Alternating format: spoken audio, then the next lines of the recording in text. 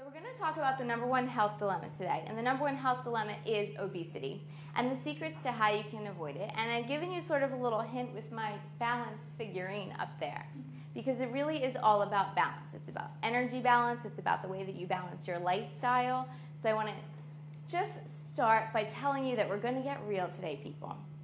Now, I think what happens is that there are a lot of messages out there for people that are really confusing. So Jay mentioned that I'm getting my doctoral degree in media and communication, so you must be thinking, what the heck is she doing talking to me about obesity and healthy eating? Well, that's because I specialize in health communication. So what I really tend to be good at and what I enjoy is taking information that might be really confusing or medical information that a lot of people don't understand and breaking it down to where regular people can just understand it. I think there are a lot of really confusing messages out there about what's healthy and what's not. Would you guys agree? Yeah, totally. What's important? What should you be eating? What should you not be eating? How much should you be exercising? All of these things. I think that it's very confusing, and I think that it's one of the reasons why we have such an overweight society. So I think if we had real talk, maybe we wouldn't have as severe of a problem as we have today. I also want to ask you to think about this question. Do you feel unsure about your own healthy lifestyle in any way? Think about that as I'm speaking today, because this is your opportunity to reflect on that and ask me anything that I can do to help you. If you're feeling alone, like you don't really know what you're supposed to eat, or you don't really know what you're doing right or what you're doing wrong, or maybe you have a particular health problem and you've been told you should lower your sodium, but you don't even really know what that means or what you're supposed to be in the first place, don't feel alone, because pretty much everybody out there has something. So feel free to bring it up today. All right. I want to start by giving you an indication as to where we are today in the United States in terms of our obesity rates. And I think a great way to do that is to give you kind of a visual indication for where we were before and how we've evolved through the years. So I'm going to kind of skim through these maps. These are from the CDC. And these reflect the number of obese adults only in the United States throughout these years. This is based on data called the NHANES data set. If you are ever going online, even to say you're just Googling and you want to know like what are the current obesity rates, there's a lot of misinformation out there, let's say. So you want to make sure that you're getting your obesity rates, your adult rates, any statistics that you get from the CDC, from NHANES. NHANES stands for the National Health and Nutrition Examination Survey. It is the number one accurate tool that we use in the medical community to figure out how many people are of a certain BMI. Does that make sense? Okay, so this is based on that data, so we know it's really reliable. I want you to watch this map. So when this map started in 1985, we have no data on a lot of the states. We've got less than 10% of an obesity rate, and then we've got 10 to 14%. I want you to look at this, and I want you to look at this as I scroll through. So 1990, we're filling up a little bit more. 1994, we at least have data in all of our states, but we've also added a new category. 1997, we have another new category. 2001, we can see how fast this is progressing. 2005, we can see where certain areas are having concentrated problems. 2006. So this is the last map that we have from the CDC. I want to also break down some indicators of our site, because I think statistics are important. I think they can help you a little bit. I also don't think they're very meaningful. They don't really give you much to think about. So I want to give you some visual images. I want you to think about these as indicators of our size today in the United States. We have a bombardment of media about health, about being thin, about being overweight, about what you should be eating, what you shouldn't be doing. It's everywhere. When was the last time anyone took a trip to a mall, like a regular mall? There's a lot of overweight people walking around. And what's in the food court? Anything healthy? No. So some food courts you can get like a turkey sandwich at a Baines Deli or something, but those are few and far between. So take a trip to a mall. It's an indicator of our size.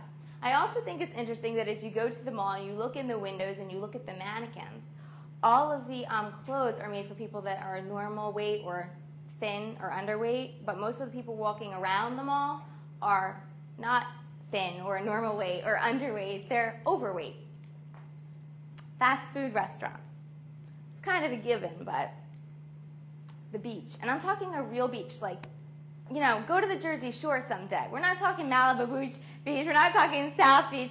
So many people are afraid to go to the beach because they're afraid that, they're going to look a certain type of way and people are going to be looking at them. If you want to feel really good about your body, actually go to the beach. Because there is someone out there a lot larger than you that should not be wearing the skimpy swimsuit that they're wearing, and they've got it out there. So if you want to feel a little bit better about yourself, go to the beach. It's an indicator of our size. A sporting event. Really, really hard to get healthy food at a sporting event. I don't know when the last time was that you went to something, but the last game that I went to where I was able to get something remotely healthy was I went to a Phillies game and I was able to get a slice of margarita pizza, and that was the best that I could do. Okay, that was pretty good. And I got some roasted peanuts. But you know what? There were a lot more options out there that were disastrous for me. And a gym or a health club where we see people of all shapes and sizes. So these are helpful indicators of our size today that might be a little bit more meaningful and affect you personally. What are some of the physical complications of obesity? I could teach an entire class about this. I'm just giving you one very brief slide. So we have increased risk of a number of things: heart disease, high blood pressure, stroke, diabetes, particularly type 2 diabetes, infertility, this is both for men and for women, gallbladder disease, osteoarthritis and a lot of joint problems, and various types and sites of cancer. This is a very small list. This list is not all-encompassing of the physical complications that are associated with carrying extra weight on your body. Another complication from this is that, say you have one of these problems and you happen to be severely overweight or you happen to be obese, and you have to go to the hospital for something. Well, that's also complicated because our medical system has not quite caught up. So we may have trouble getting you the right kind of beds that you need or having the right kind of medical instruments and tools that we need to help you.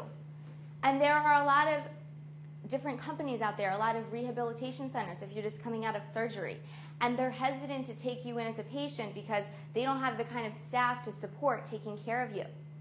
So the medical complications go on and on and on like a circle. Okay, well, we just keep growing and growing. So where are we now? Now I want to point out to you, I showed you those maps. Those maps, the most recent NHANES data we've collected, I told you NHANES is the National Health and Nutrition Examination Survey. It's actually 3 years old. So these numbers don't quite depict what we have going on right now, but they are the most recent numbers that are out there from the CDC. And we should be getting numbers again this year from 2 years ago. Okay, so 66% of American adults are overweight. That's about 2/3 of us. And 32% of those are obese. 30% of our American children are overweight. 17% are obese. And the way that they measure the age for children is, so this would be 6 to 19-year-olds are considered children, and then anyone 20 and over is considered an adult. And about a quarter of our pets are obese. So poor Muffy and Fluffy and Spot out there are way larger than they need to be, and they're not going for a lot of walks. Compare this to 1985. Less than half of U.S. adults were overweight. That's a big difference. And the rate of obesity for children was 1/3 of what it is today. Well, this second thing is what bothers me the most. Because one thing that you may not know is that type 2 diabetes, which used to be called adult onset diabetes, and now we just refer to it as type 2 diabetes because so many children are being diagnosed with type 2 diabetes, which has physical complications that go on and on and on. It used to be that we would see this usually occurring to somebody later in life. That's why we called it adult onset diabetes. But the NIH estimates that approximately 44%, that's a lot, 44% of our new diagnoses for type 2 diabetes are occurring in people that are 14 to 24 years old, and that this is strictly connected with overweight and obesity. Well, this is a really big deal because back when maybe someone wasn't getting diagnosed with type 2 diabetes till they were in their 50s or 60s, 20 years down the road when they started having a lot of complications, like they were going blind, they were losing their ability to use their limbs, and all of the other associations, complications that happen because of type 2 diabetes. Well, when these things used to happen, by then, they're hitting their 70s, their 80s. Estimates show that in the last 10 years, we have approximately 3 million more obese children. And complications from overweight and obesity are likely going to prevent this generation of youth from outliving the generation of its parents. This is the first time in modern history that this is happening, folks. This is a really big deal. So for every other generation, they were a little bit healthier and lasted a little bit longer than the last. But for this generation, epidemiologists predict that that is not the case. So that's really important. The Journal of the American Medical Association and the World Health Organization have recently declared that obesity is overtaking tobacco as the leading cause of preventable death in America and across the globe. That's a really big deal. So does anyone have any questions about any of the kind of statistics? And so you're getting that this is a problem. And you knew it was a problem. But it helps you to understand the degree of what I'm talking about and why this is the #1 health dilemma. And the reason why I say that is because overweight and obesity affects all of those other health issues. So remember I said it can impact heart disease and gallbladder and all of those other things, so it can lead to other things. Yeah, Fred. Maybe I missed it, but what was actually considered overweight and obese? You did miss it. Thank you. I didn't point that out to you. So the way that we measure overweight and obesity in the medical community is with the BMI, the body mass index. It's not a perfect measurement. I'm going to tell you that right now. It's a general measurement that we use to determine someone's body fatness, and we average weight and height together to determine approximately, this is going to say this is the body fatness of this person. It doesn't work well for children. That's why we do children on a growth scale as well, okay? And it doesn't work well for athletes. So like Shaquille O'Neal would probably come up with a really morbidly obese BMI because he's got so much muscle. So it's not perfect, but it's what we use. Now, given that information, anyone considered overweight by the medical community has a BMI of 20 to 24.9. Then when you're going 25 to 30, you're in the overweight category. And then, you're going into the obese category. And then 30 above, there are varying degrees of morbid obesity, extreme obesity. We tend to not differentiate between those very much unless we're in a clinical setting. So the way that we determine that is with body mass index, but it's not perfect. One thing that I think is really important to point out, and your question leads into well, and this gets back to what I was talking about with the children, we actually don't use overweight and obesity the same way when we're talking about children in the medical community. So this is really misleading to parents. So I don't know if any of you have brothers and sisters or children or little cousins who are in school right now, but you may or may not know that Pennsylvania is one of the few states to decide that we're going to send our kids home with BMI report cards. Has anyone heard of this? Okay, so I see like a few of you nodding heads. Remember when you were in school and you used to go down to the nurse's office and they would do your regular height and weight and just record it in a file and you get back to class and it was good just because you got 5 minutes off? All right. Well, now what they do is you go to the nurse's office, they take your height and weight, and they also calculate your body mass index. Okay? And with kids, we do this on a growth scale. So we'd say this child is 85% weight and height compared to other kids in this area. Well, the way that it works in the medical community is they don't like to use the term obese when it comes to children because they think that it's mean and it doesn't really sound so nice. So when we're talking about children, we say a child is at risk for overweight when they're actually in the overweight category. And we say a child is overweight when they're actually in the obese category. This seems kind of stupid, doesn't it?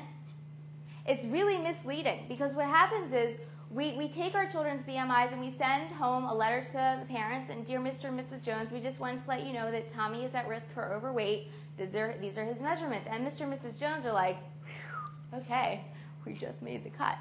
He's at risk for overweight. We're okay. But what that actually means is your child is already overweight, and we need to have some measures put in place to help get this child down to a normal and healthy weight. So it's very misleading. And so when we talk about these different categories of overweight, obese, at risk for overweight, it's very finite in the medical community, but we have to also judge this based on the individual person. So what's your stature? What's your frame? I'm a very petite woman. I'm going to have a very different bone size than somebody who's much, who's big boned. And so our BMIs are not necessarily going to correlate, but we may end up coming out with the same BMI, even if one of us is underweight or one of us is overweight. So it's not perfect, but it's a measurement we use. I think everybody has an idea out there. Everybody wants to blame somebody or something for why we're so overweight in America. So I want to ask you right now, and for those of you watching at home online, I want you to think about this. What is the #1 reason that you think we are so big, so large, so oversized, so big bone, and my favorite word, with stout, husky? Why do you think? Why do you think? Why are we so fat? Why is America this way? Let's play the blame game for a second. Just throw some ideas out there. People don't People don't exercise, so lack of exercise. Who else is responsible? What are the other, yeah.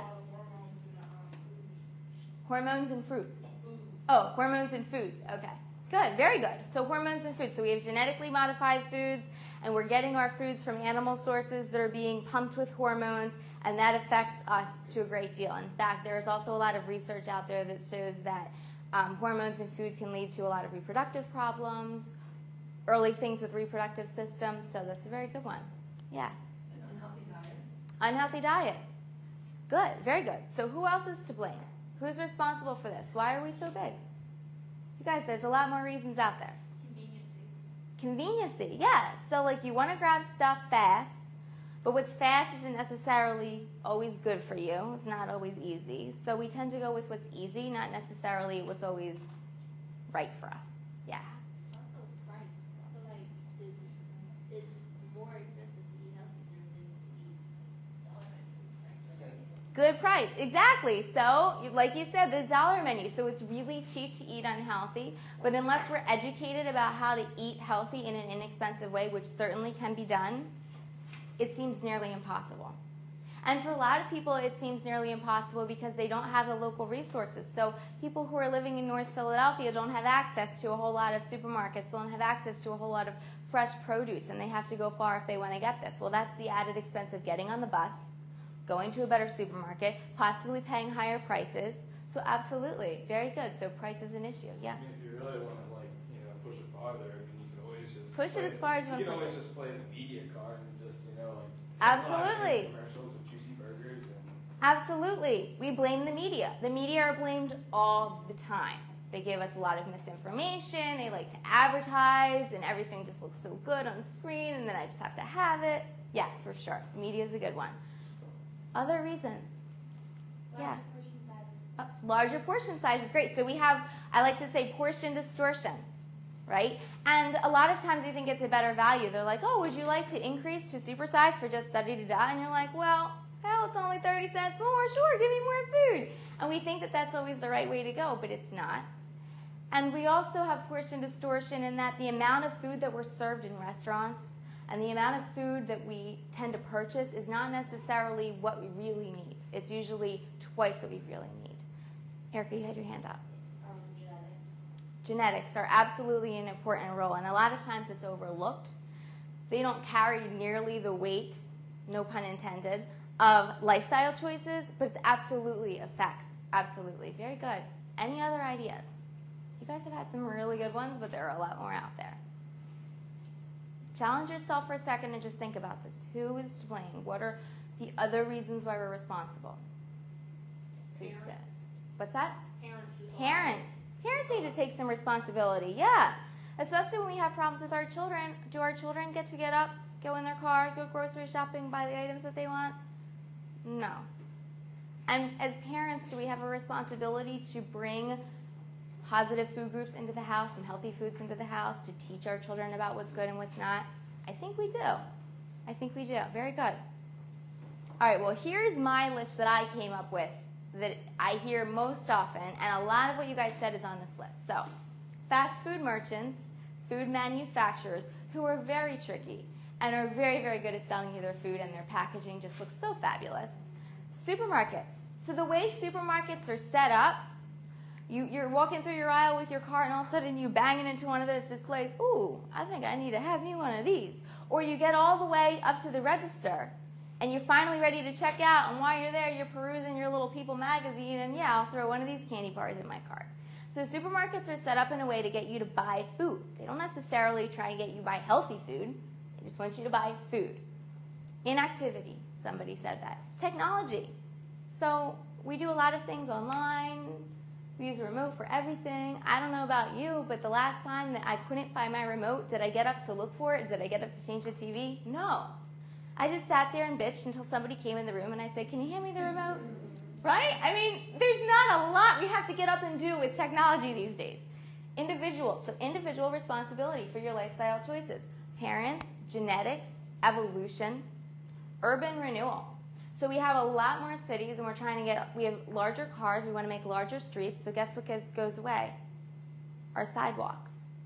So we don't really necessarily have a place to walk around, or we don't always have a bike lane to go in, right? The government. So what responsibility does the government have to educate us, to teach us about healthy food, to make it easier for us to make healthy choices? Education in schools.